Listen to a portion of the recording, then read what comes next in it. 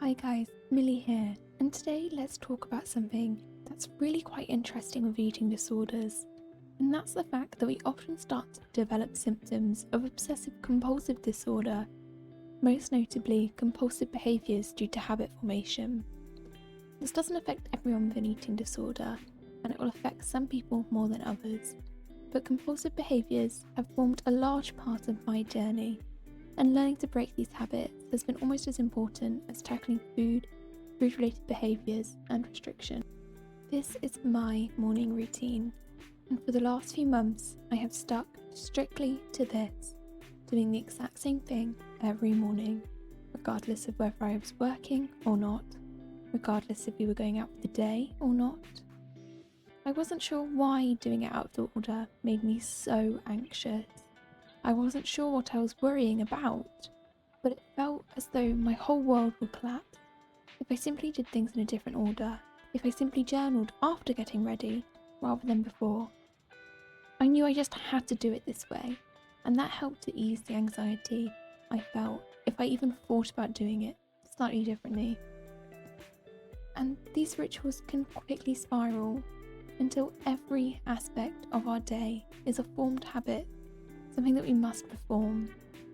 It can take over every single aspect of our day, from right when we open our eyes in the morning until we close them again at night, leaving no room for socialising, spending time with loved ones, or doing things that we actually enjoy. So why does this happen? Well, one theory is that when we're in a state of malnutrition, and you don't have to be underweight to be malnourished, your brain is in survival mode. It's doing everything it can in order to survive just from one day until the next.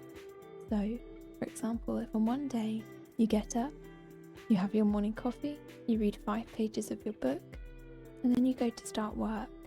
At the end of the day, the brain goes, "Hooray! I made it through today. I didn't die. I must have done something right."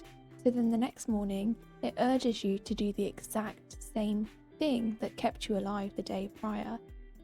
And this is why habits and rituals form so quickly in eating disorders. It's clever, really. The brain is simply trying its best to keep you alive. But if we never break these routines, we never get to show the brain that things will be okay if we didn't have our morning coffee, or if we didn't journal until the evening. See, my goal this month is to deliberately mess up my routines.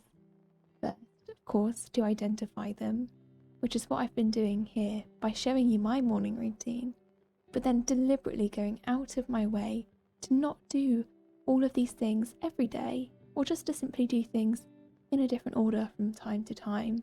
And that will show my brain that we'll still survive, even if we don't do things the exact same way every single day. So, over to you. Are there any habits or rituals that are formed for you? Are there any habits and rituals you can start to identify and challenge? All my love, you've got this, Millie.